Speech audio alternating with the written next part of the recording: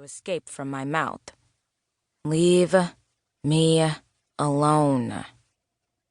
Handling my uncle and aunt demanded a balancing act. Keep our interactions light and consistent, so they didn't worry about me. But discourage excessive interaction, in case they mistook it for intimacy. Keep my head above water at school, but not so far above that they got excited about my prospects. Date boys like a normal teenage girl, but not for too long, and not the type my aunt and uncle would approve of. Go to counseling, but only to make them feel better. Get involved, but not too involved. I listened as Uncle Priam's footsteps receded down the hallway, practically skipping across the hardwood.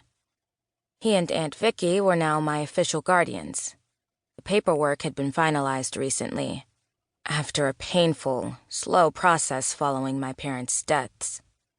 Priam was my dad's brother, but I'm sure when my parents named him and my aunt my godparents, Priam and Vicky never thought they'd actually have to take me into their home and look after me. That's just what they've been doing these past many months, though. And they must have learned their version of parenting in theater school, where they met, because I felt like I was in an epic musical most of the time. P.S. I hate musicals.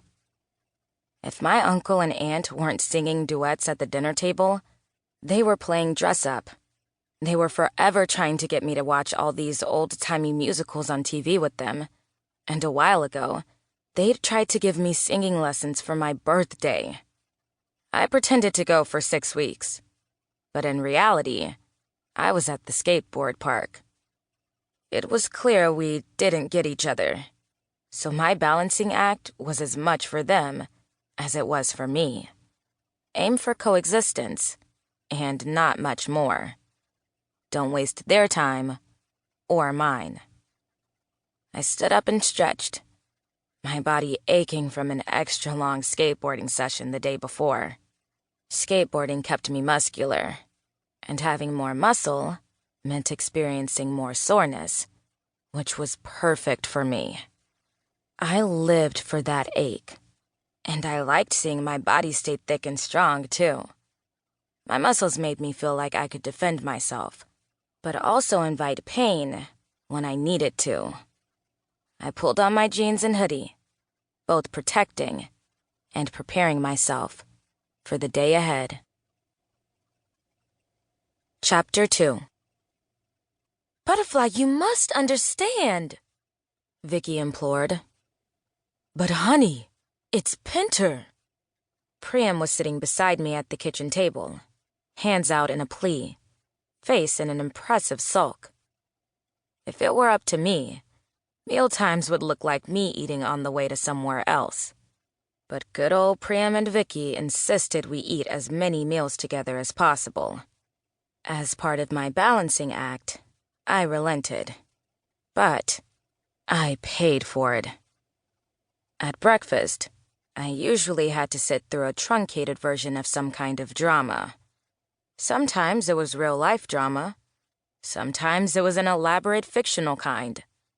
Today, I was treated to the real-life sort, although it was still hard to believe. Priam had, apparently, booked tickets to see a play that, apparently, was on the same night as Vicky's Glee Girls' Night, a monthly excuse for her and her friends to sit around singing show tunes while drinking wine and cognac.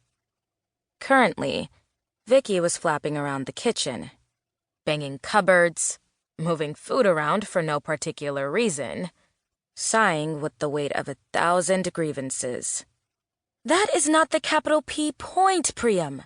You know how deeply I feel about my Glee girls, how full they fill my spirits. You know. Of course I know, darling.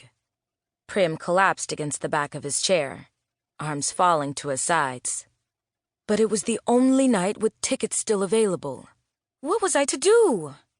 He questioned, his voice gliding upward to its maximal plaintive whine. Now Vicky swept to the chair beside him, yanking it out, and sitting